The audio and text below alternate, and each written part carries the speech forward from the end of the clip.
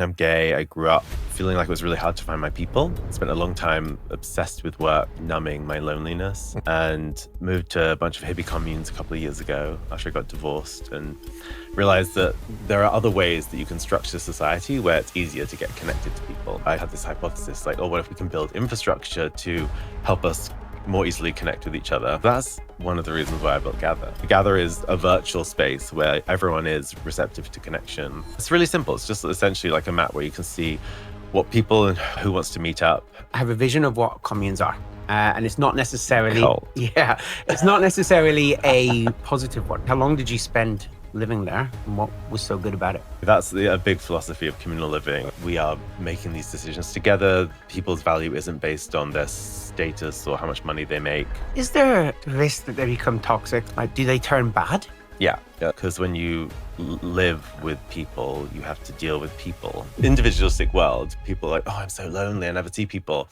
But your life is super convenient. You don't have to agree with someone how you organize the cutlery in your kitchen. So we've traded off connection for convenience. Everyone needs connection. Pretty much every human is not getting enough connection. I think Gather is for increasing the volume and depth of connections that people have. What's cuddle gathering?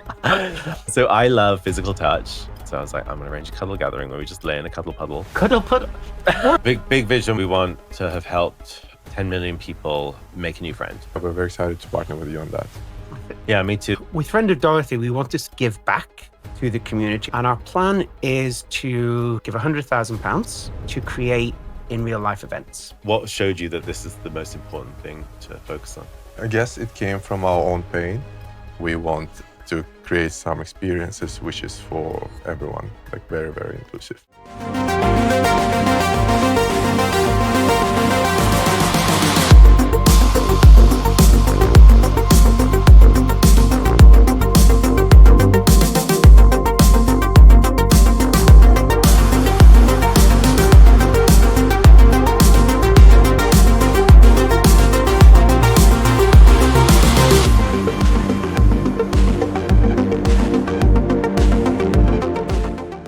Hi, I'm Azamat. And I'm Oliver, and we're the founders of Friend of Dorothy. In today's episode, we're having our wonderful friend, Beau, the founder of the Gather app. Hi, Beau. Hi, thanks for having me. How are you doing today?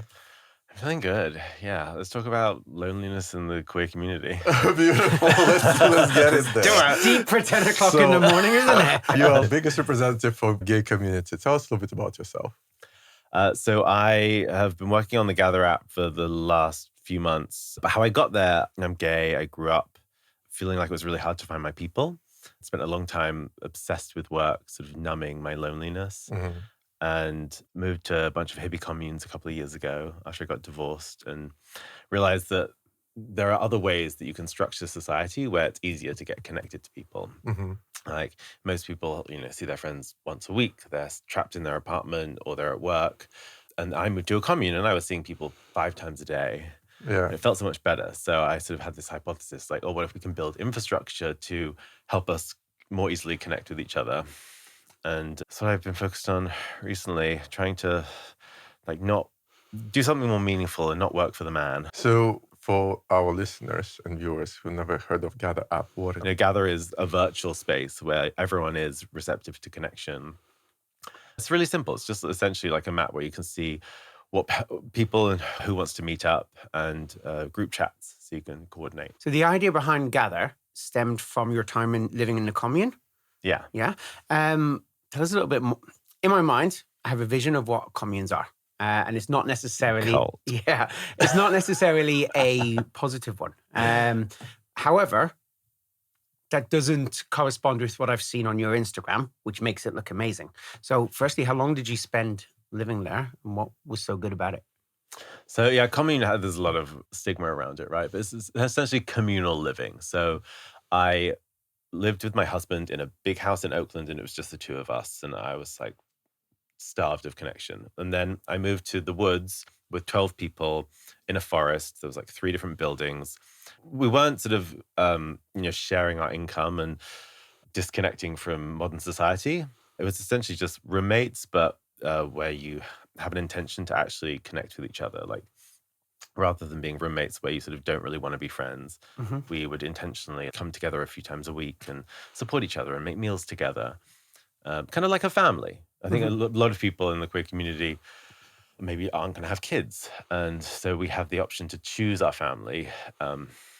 And yeah, that's what communal living felt like for me. So just one step back, because it's very new for me as a concept. How do you recruit people for your commune? Like, how does it all Recruit's work? a strong word, isn't No, but it? how do you say, like, I have a house and like, oh, Oliver, why don't you move in with me and we'll build something together. But why don't you move in with me? We'll do something together. How does it all work? So that's one of the reasons why I built Gather. Okay. I spoke to so many people. They saw my videos of living on communes. They were like, wow, this seems so amazing. I want to do it. And I was like, great. So who are the friends that you want to live with? And they're like, oh, I don't have any. Mm-hmm. And so what I discovered is so many people haven't built deep bonds with hardly anyone. Yeah. And that's a really important prerequisite to acquiring land and moving in with a group of people. Mm-hmm. And so how it came about for me was I was working at Airbnb and my best friend bought this land and during COVID and had a few of his friends come and move in. And when I got divorced, I was like, I need a change. Mm-hmm. And so I also moved in. It happened pretty organically, but more established communes, they have like a process you can go and visit. And like there's one in Virginia where 100 people live on 600 acres of land and it's been around for like 50 years. It's called Twin Oaks. It's really beautiful. And so I went and visited, and I think you have to visit a few times and then you apply and normally the whole community has to agree for you to join. So they like consensus rather than a hierarchical structure. And there is no like one person on the top who says, I've consulted with the judges, but the decision is mine to make? No, that's a big philosophy of communal living. It's like we are making these decisions together. People's value isn't based on their status or how much money they make. And then everyone needs to vote yes for that person to be accepted. Normally, or you might have majority voting. Yeah. You can design it however you want. Yeah. Is there the risk that they become toxic, like people, especially with, for example, gay men, sleeping together and then that becomes a problem and barriers within it? More so, I guess, than probably in the straight community, but I guess it could happen in the straight community. Like, do they turn bad? Yeah, it's a big reason why people are scared of it. Because when you live with people, you have to deal with people, and people have opinions and needs, and sometimes they don't all connect. And so, in the individualistic world, people are like, oh, I'm so lonely, I never see people. But your life is super convenient. You don't have to agree with someone how you organize the cutlery in your kitchen. So we've traded off connection for convenience. And so you can get a lot more connection on a commune, but you have to put more effort in. Mm-hmm. And I've been to communes where, because they vote by consensus and so no one really owns it, the culture can really devolve into some yucky places. Mm-hmm. So I won't name the community, but it was started by all these really entrepreneurial people, and they acquired all this land and they built this beautiful home. And then over sort of generations, the founders left or aged out and new people had joined the community. But there was this sort of there was all this infighting about who got to live there. You black, you white, you brown, you woman, you man. What was your perspective, your mindset? And so when I visited, it was just this kind of dark culture. Mm-hmm. It didn't feel great to be in it. There's a lot of people just kind of like trying to protect their little piece of free land that they'd acquired. So yeah, there's real challenges. When you started talking about everything what you described, it just reminds me of TV reality shows of Big Brother and stuff like that. We're so made for drama. And you always see how it all can evolve straight away into like little groups connecting with each other, hating someone, discussing someone and stuff like that.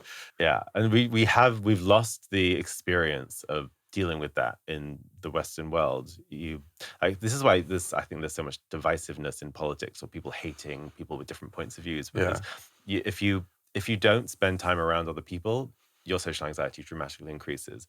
If you don't have to negotiate with other people, you become very unwilling to make compromises.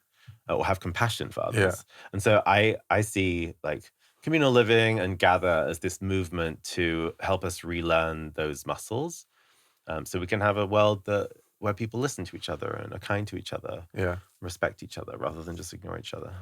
Do you observe any cultural difference in how gays experience loneliness and how they want to connect, depending on Yes. the country? Can you tell us a bit more? So I was in Bali and I have to be careful. I don't want to pass judgment on people. We don't need any more judgment. No. But I'm noticing that actually, I don't want to generalize and say some countries, some sub-pockets of the queer community or the gay community have different norms and behaviors. Like some will be much more receptive to connecting with new people. Some will have a lot of norms around like objectification and aggressive sexualization. Some will be really fearful, like in countries where you're persecuted for being gay. There's a lot of fear and there's a lot of almost anger. And it feels like in some markets, they're a little bit more open-minded in terms of breaking traditional norms of relationships or how we live or how we communicate. It's just we have so many guests and on our podcast and clients from San Francisco or LA area, and it just comes across that they're very, very much more liberal comparing to some other regions, which is quite interesting. So you are now in the UK, and as far as I understand, you have plans now to go to the US to promote Gather App. Is that correct? Yeah. So what are the key learnings that you got while you were here in the UK? Oh, it's so juicy. This is why I love building a company. When we launched Gather, I wanted to make it really simple. I was just like, when I visit somewhere, I long for some way to see who's around me and what they're doing. But when I went on Grindr, it was all like focused on sex, and if I went to a bar, it was all focused on drinking. And so I just wanted a place where those norms weren't the main thing. So we originally built Gather just as like click a button, create a gathering, people can see it. Super open, super easy, low friction. And it was great. We saw a lot of people create gatherings. We had like 60,000 people use the app over 2 months since we launched it. And then specifically in London, 7,000 people using it. That open model of being able to create a gathering really easily made it easy for people to find each other, but it also made it really easy for people to flake. Mm-hmm. Like there was no sort of accountability. There was no friction to creating or joining a gathering. And so I've noticed the user experience is promoting a flaky culture. I've also noticing that the user experience is promoting more like commercial gatherings, like people who want to sell their class or want to make money somehow, because it's quite effortful to host. Yeah. So the big takeaways are Gather is not an app for just creating gatherings. Gather is an app to help you find people around you who want to connect and meet up. Mm-hmm. And so we're making a bunch of changes now to the app, which will be ready for the New York launch, where it's less about just creating a gathering and it's more about evaluating who around you want to connect with and then holding you accountable to connecting with those people. Because I often find that people get in their own way when it comes to getting their connection needs met. Like, I wanted to connect with someone the other night, but I was like, I was tired, or I was feeling socially anxious, or I had this list of people on Gather that I really like and I've met and I want to deepen my connections with. But when I look at this huge list, I'm like, oh my God, I can't be bothered to reach out to any of them. So thinking a lot about how we can help people get out of their own way. Mm-hmm. It sounds like Gather to me is a big part of it is to try and help almost cure the loneliness within the gay community. Yeah, because there seems to be a lot of it. I would push back on the framing of loneliness because it implies that there's lonely people and not lonely people. Mm-hmm. I'm noticing that like everyone needs connection. Pretty much every human is not getting enough connection. Mm-hmm. Like we evolved to be in a tribe with people that you trusted. You were with them all the time. Now, I hear regularly from people, I'll see my friends, twice a month. So yeah, Gather isn't just for solving loneliness. I think Gather is for increasing the volume and depth of connections that people have. And when you say connection, what do you mean by that? So like physical connection, just like someone that I have met. But then depth of connection, like someone that I feel close to. So we've exchanged enough information or shared experiences where there's a mutual sense of trust. There's been mutual disclosure. So you go from like an acquaintance who, it's kind of draining to connect with them Mhm. or to interact with them because you're small talk and it feels superficial and you don't feel like you can relax around them, to something that feels energizing. I've thought a lot about the concept behind it. I really like it. And I guess for me, the difference is like Grindr would say it's there to create connection between gay men. Yeah. But I think with Gather, it's that it feels like it's pushing for more in real life connection and away from sex. Is that something you agree with? And is that a deliberate thing? Yeah, so this is such an interesting topic because I love sex and I love how the gay community is Don't sex we all? positive, right? Um, and sex can be a great way to connect. So sex isn't bad, like Grindr isn't bad. But what I found with Grindr is when the expectation is sex, that can sometimes for me get in the way of connection. Like I am just focused on finding someone I think is super hot and physically interacting with their body. And sometimes I don't even think about them as a human. Well, I used to not. Now I do more often. And so when we launched Gather, it was all about like non-sexual experiences and let's be connection, focus on connection. But then a bunch of circle jerks got created. I loved it because I was like, oh, an app where both parts of ourselves can show up, the sexual and the non-sexual. But there were a bunch of people who felt like it made the app feel like it wasn't for them.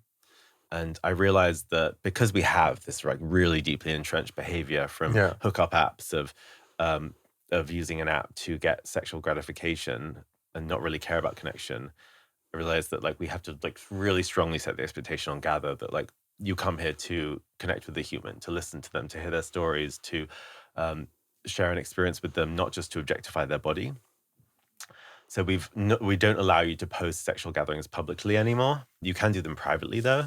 But I'm still thinking it through. I'm not sure exactly what the solution is. Okay.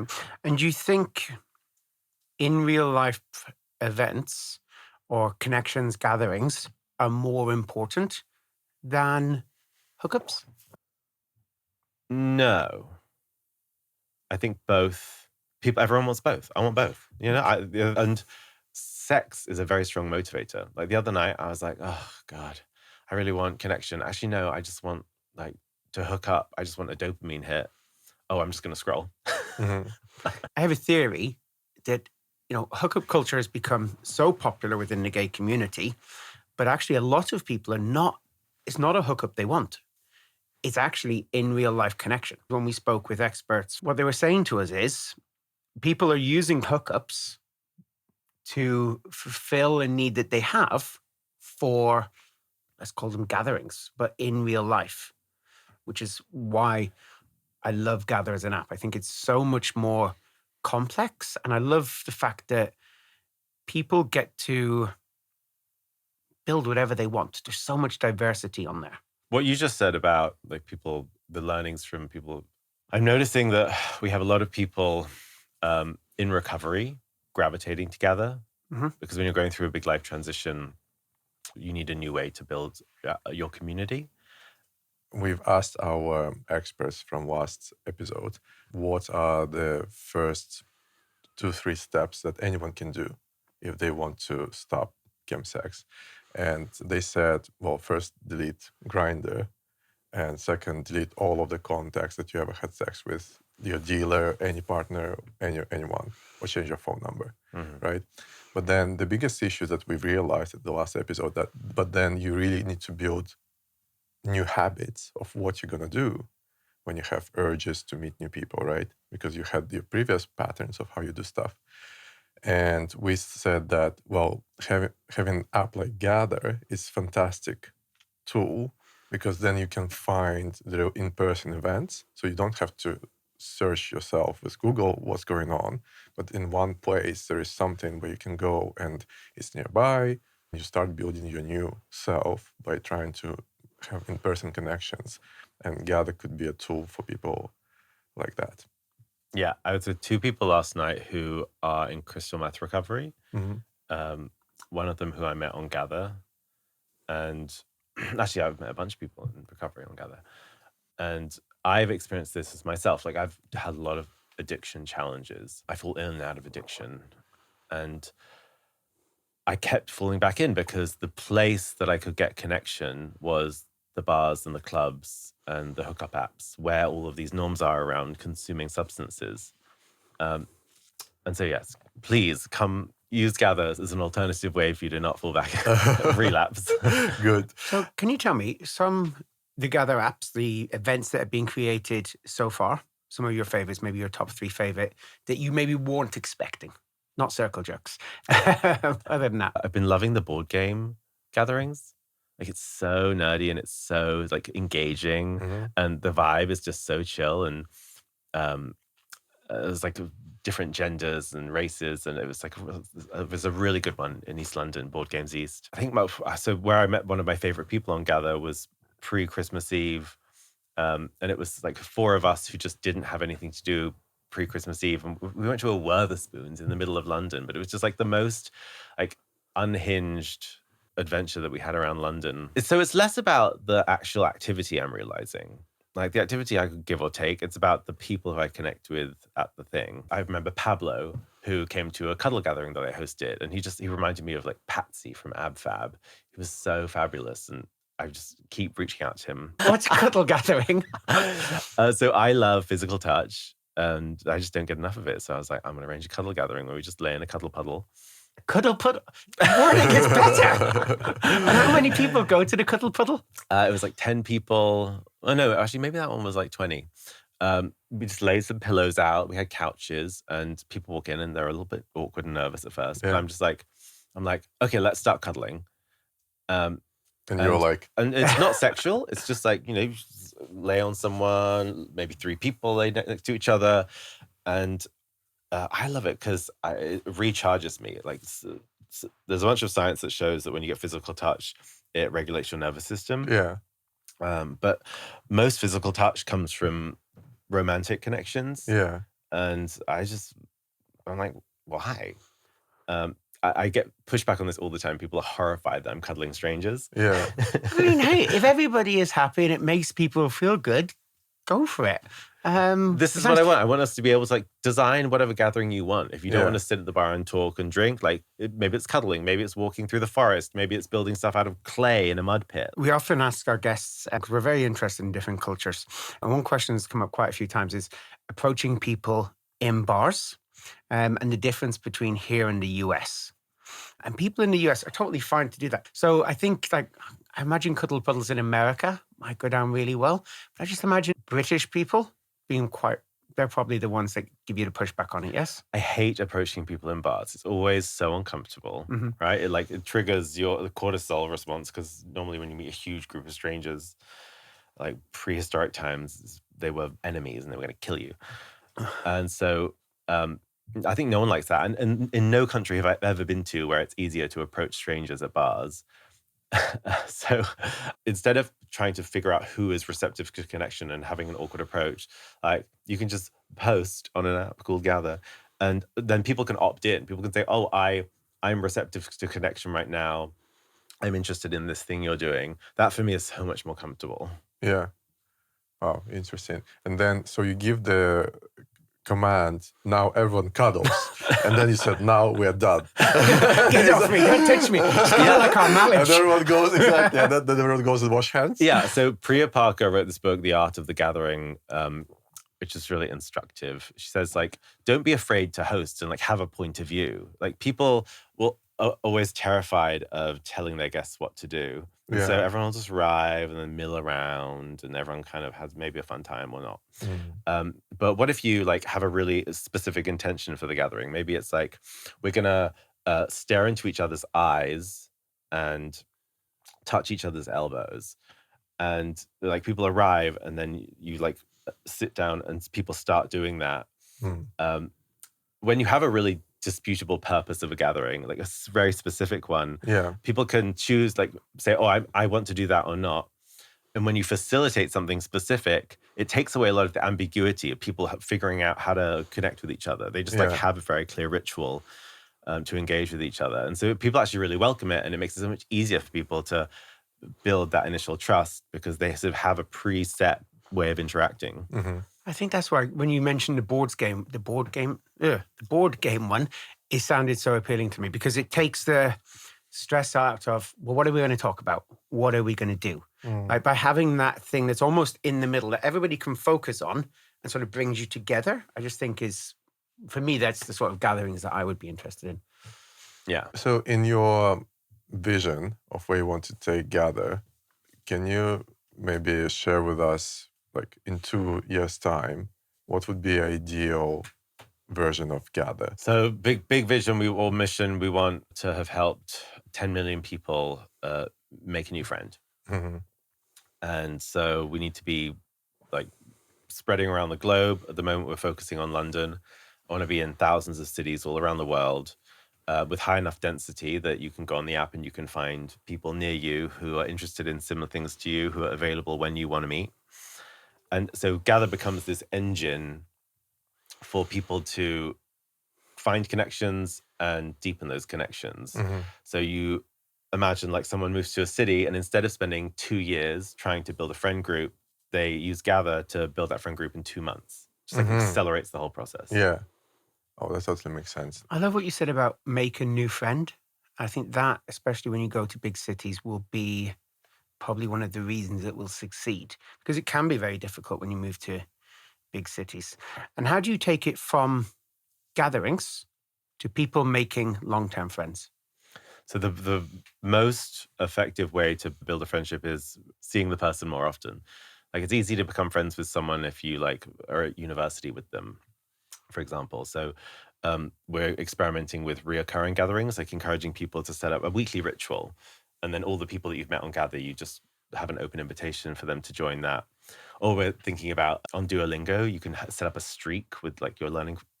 I'm learning French, and like if you miss a day, you break your streak. And so maybe we can have friendship streaks if there's people that you particularly want to lean into. Mm-hmm. Nice, I like that. So at Friend of Dorothy, we are launching charity to help people fight loneliness. And we are so excited to partner with Gather to... Me too. Huh? Me too. Me too. Oh, sorry. Sorry. Me too. So we can help people to get together and find new connections. So for us, doing charity and doing the events is very exciting new challenge, because we really want to make it work. We really want to make sure that we're creating events which are valued, people are excited about them, they want to attend and make connections based on the common interests, right? So we're very excited to partner with you on that. Yeah, me too. It's a very hard thing to build, and I find like we're all stronger when we support each other. Mm-hmm. Like, so why is it important to you to build a charity to help people connect? Both of our stories are really different. So Azamat comes from Kazakhstan, which is quite a homophobic country. Or not homophobic, it's very hard to come out. So he moved from Kazakhstan to America and then to London. And both times, you're moving so far away from your own culture that creating a friendship group is difficult and can take a long time. For me, I grew up my family is wild. They're like wild. It was just, we moved around a lot, and I never got the opportunity to build lifelong friends until I was an adult. And I think because of that, I struggled to make new friends as an adult. And then when I had children, it became even more difficult because I had less time. So with Friend of Dorothy, we wanted to sort of give back to the community, and we played with lots of different ways we could. And in our podcast, it comes up quite often, loneliness.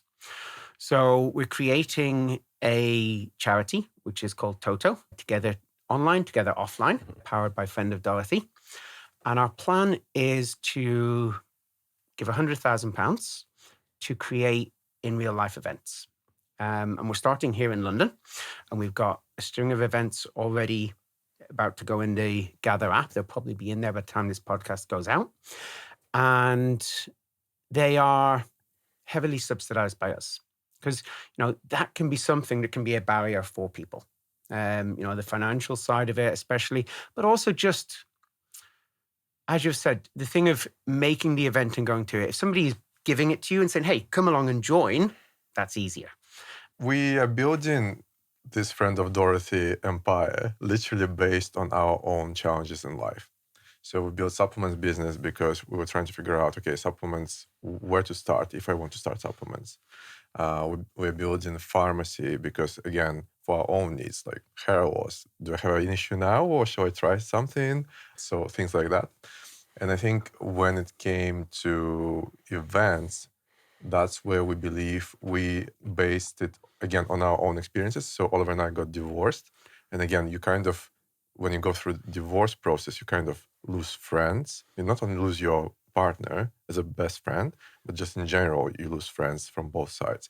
And you have to rebuild everything again, right? So what are the tools that I have to rebuild? Grindr or Hinge, but it's like dating apps, right? So we were thinking, okay, what can we do to help the community to get together and fight loneliness? One big topic also we discussed at our previous episode with scam sex experts is that for new generations, the way they learn how to connect is also Grindr, and very often it's 50% risk chance that they'll get into cam sex, right? So what is the way we can create something that helps younger generations to start living their life, which is very much often starts online with offline gatherings, right? So that's why we decided to create this charity to help to build the connections in real life events.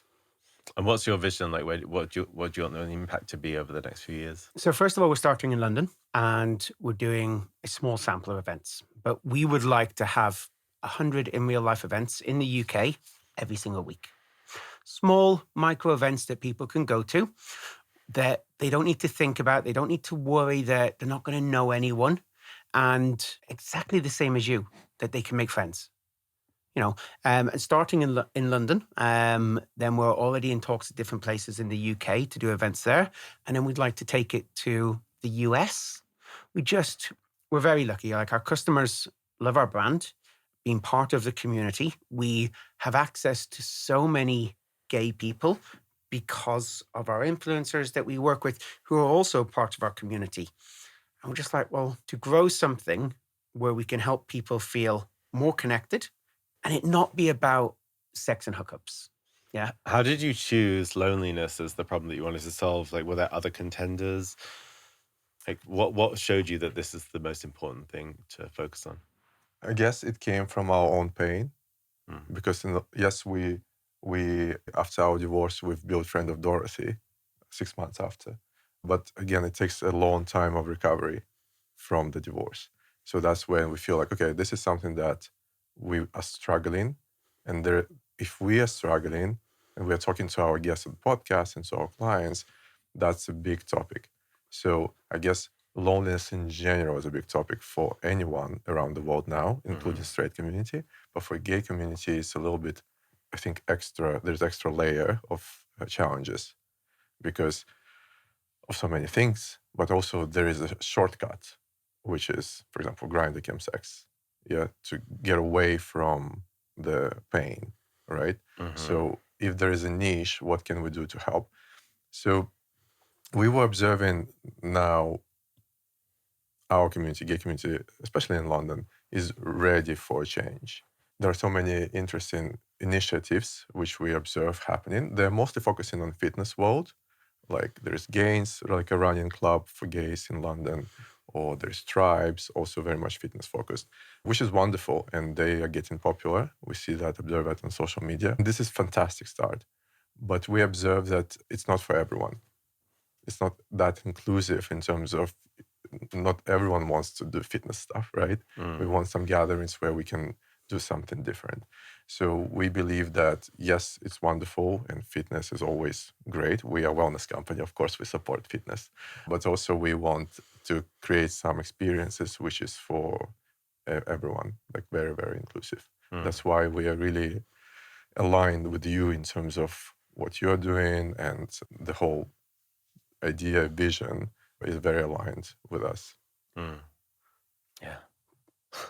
Solve it. Solve it. Yeah, loneliness is like, the impact is huge. It's not just about like having friends or being happy. It's like, loneliness increases your chances of heart cancer meaningfully.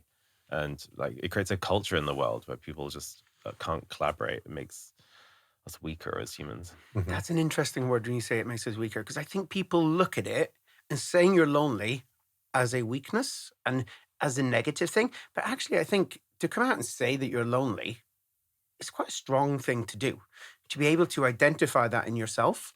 And I think if we can help people be able to do that, and I think Gather is going to be super important in doing that as well, but to be able to do it in a proud way, but have a resource there that instantly helps you, right, this is my problem. Here I can go and I've got a cure. Here is something that is going to help me with that. Because at the moment, the cure is Grindr. That's the thing. I genuinely believe people get lonely and they go on Grindr or they go on social media. Neither of these two things genuinely help you get over loneliness. Yeah, they don't facilitate the outcome of like connecting with a human in person. Yeah. Outside of sex. And you end up back. It's a really short jump back to where you started. Yeah. Yeah. You'll get the dopamine hit from scrolling on Instagram for an hour or having a hookup or just getting attention from somebody on Grindr, but you end up back where you started. And so these, like those two examples, Grindr and social media, like those are tools, technologies that have been built but incentivized by making as much capital return as possible. And so like they ended up not prioritizing helping humans feel good in their bodies. They prioritize like get you as addicted as possible. So I love that you, like as a corporation that's being successful, also care about having a meaningful impact, because it's really hard in this capitalist world where people only care about financial returns to prioritize other things. We've already built our brand. Our brand is great. And as a company, we could just leave it running and it will keep doing well.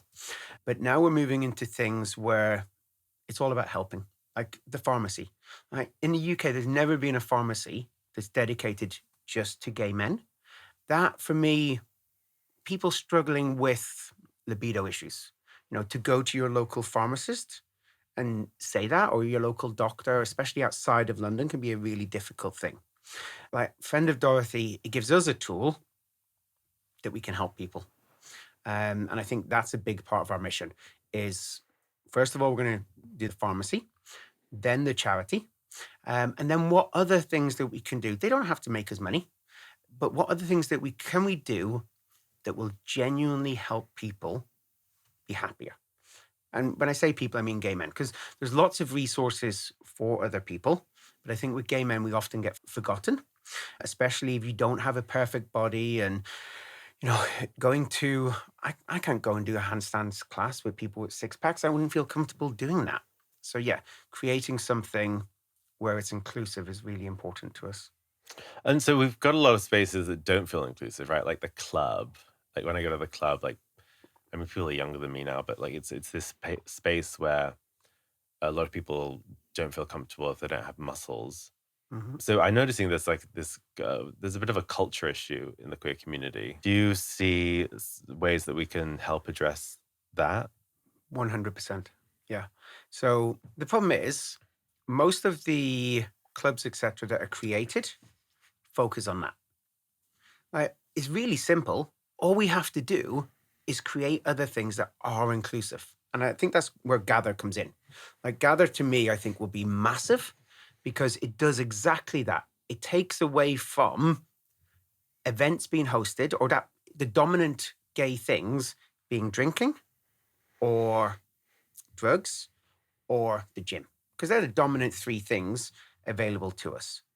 Gather allows us to create so many alternatives to that. There's like things in there. There's book clubs, Cuddle, Puddles, which. But so when we have a predominant culture, our existing culture has a bunch of norms, like caring a lot about how people look, as one example. And what I haven't figured out how to solve is like those norms and behaviors still show up even if you create alternative spaces. For example, like I create a Gather, and people are still scrolling through photos, deciding who they're going to connect with based on who's hot. Like Yeah. hot hosts get way more attendees. Yeah. And so I don't have an answer for it. I'm curious if you have a point of view, like how to change like those deeply entrenched behaviors in an entire culture. Yeah. Well, there is a challenge for sure. And don't get me wrong. I think all of us are looking who is coming, etc., just out of curiosity. I guess that's how we are built, and that's how we are our brain trained, I guess, to check who is coming. But I think it's a good start. And I guess we'll all learn from this what works, what people want, how we can better connect people offline. I'd actually reflect it back to the listeners, right? Like we're building infrastructure, but like the culture is owned by the community. Yeah. And I've been trying to push this idea that like we should all feel really empowered to model the behaviors that we want to see in the world. And like, you know, when people walk into a room, like say hi to people who you don't know, you know, be respectful of different people's needs, you know, ask someone if you want to touch them. Yeah. Like if we all model these behaviors, that's the best way to propagate the culture. Yeah. Well, I think we still have responsibility to facilitate what the event is about and like to a little bit guide people on the way they should behave and what we expect from them. So I still believe that we take that responsibility as organizers, for example, of the event and the platform as well. Otherwise, like Grindr, when we blame them for facilitating bad side of culture, right?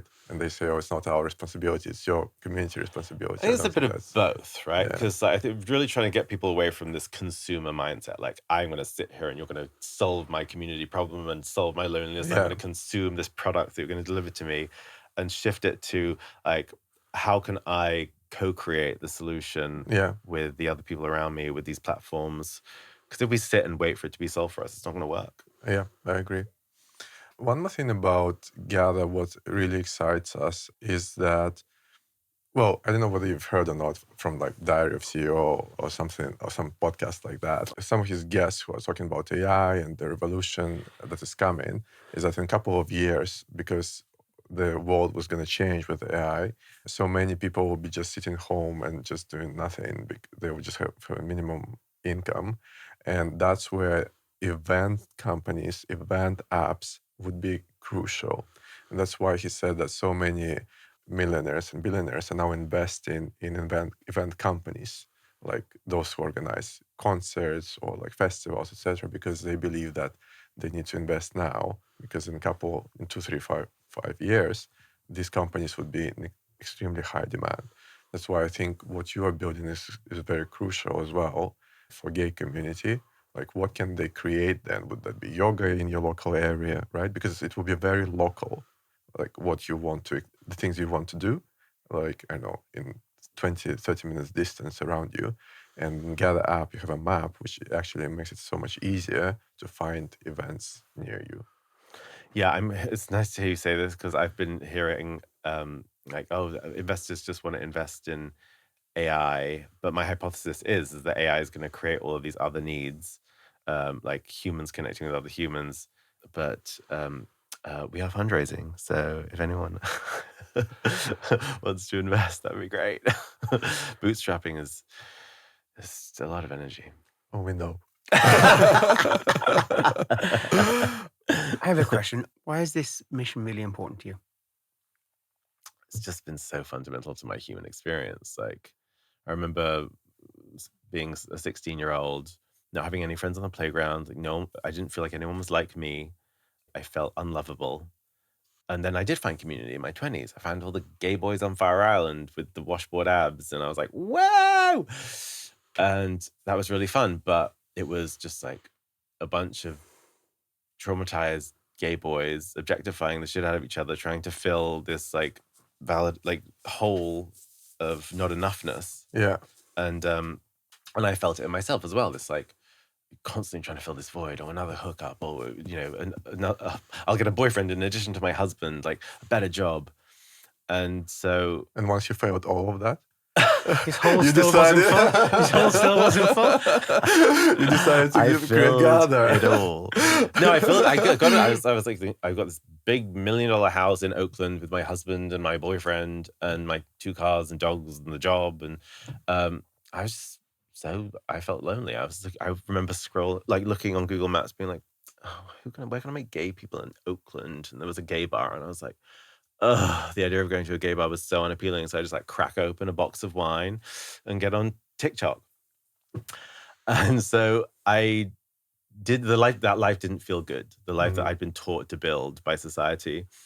And so yeah, the when I let go of all of those values, the idea that those things were important, and I evaluated what actually helped me feel good, it was community experiences and like knowing myself. So it fulfilled your hole. It filled my hole. Yeah. I have another question following on from that. And it's partly, I watch you a lot on Instagram and like how you touch your chest quite a lot. Do I do that? You do. And I think it's really lovely because it shows that you're speaking from the heart. Like you can really tell. I can feel your emotion coming through. Like your emotions seem really sort of raw and close to the edge, which is lovely to watch. It must be hard because you've had some people say negative things about the app. And they're ridiculous. Like I've seen some of the things, like they're left because you weren't following them specifically, or just ridiculous things. Like, does that hurt a lot when people criticize the app? I have had to stop looking at social media comments for my mental health. I stopped a year ago. Before I made the app, I was just like, yeah, I was getting cancelled. People were like, oh, you're ageist, you're a transphobic, you're a pedophile. Like, just any trauma that anyone has, they like to project it on other people on the internet. And so I realized I was like absorbing all of this like trauma from other people. It's like small, like maybe 3% of my audience who were just so loud and so traumatized and angry. And it's one of those like super toxic things about social media that I do not like. But with Gather, I really try and listen to people's feedback because I'm trying to sort of build it with everyone and understand different perspectives. So I'm not actually looking at social media comments though. So I will need to get those comments sent to me. No. I mean, most of it's great. People love it. Like I was at Running Club last week and I was telling people about it, and I had them all downloading it and like they love it. My friend Nick's just posted a hiking group on it. And yeah, it's great. What are your plans for the rest of the year? Go to New York next week, launch New York with a slightly refined app that makes it easier to do one-on-one meetups. And we need to validate that we can get one market organically growing and profitable, ideally. And if we nail that, then we know we have a sustainable machine. Like we can't roll out a sustainable broken machine around the world. It needs to be something that we can continue to invest in. Like Gather isn't useful if people don't know about it and we go bankrupt. So ideally, we then start rolling out in other cities and figure out a scalable way to make it useful for people who aren't in cities and more rural areas. And just because I've talked about trying to make it profitable, we're no longer in a world where you have to build, Facebook level extraction machine that makes vast amounts of money for ruthless venture capitalists. Like modern tools making it so much cheaper to build tech. And so I really strongly feel that I don't want Gather to just extract at all costs or grow at all costs. It needs to be sustainable, but we want to prioritize helping people connect and making it accessible to people. I'll experiment a lot with that, how we can charge for some features. That might be one way that we monetize, but always make it free to host or join gatherings, for example. We have a lot of followers and listeners in the US. Is there any help you need from them? Yeah, I would love that. I'm going to be in New York in a week, and the Gather's already available for you to join. I'm going to be hosting gatherings in Bushwick, and I really want to collaborate with the community there. So, come, let's meet up. Let's do gatherings. Let's support each other and building community. I love it. I don't need to go into a place and be like, I'm going to build community for you. It's like everyone's already trying to build community and coming in with some tools. Let's make it a really fun experience. So let's hang out and have fun, and be in the club at 4 a.m. with one eye open, brainstorming how to make community stronger in New York. What I would say is we are really excited about your journey. First of all, we love it. Like it corresponds with what we're doing. And if any of our audience have ideas of events we could do within the Gather app. We're in a fortunate position. We haven't taken on financial backers. Everything we've built ourselves, and giving back to us is really important. So I know we'd certainly be happy if people come to us with strong ideas for events, but they lack funding. That's something that Friend of Dorothy would love to help people do. Now, this mission is so important, and we want to try and be around you as much as possible for it. It's great. So, and working with your audience and both ours as well. Great. Yes, reach out. Yeah, I'm not giving you any money, but other than that. Give me money. Yeah, perfect. Well, thank you so much for coming. We're very excited about the further partnership, and good luck in the US. I appreciate you too. Thanks for having me. No, it's been great. Thank you so much, Beau. And yeah, we're excited to see what happens with Gather.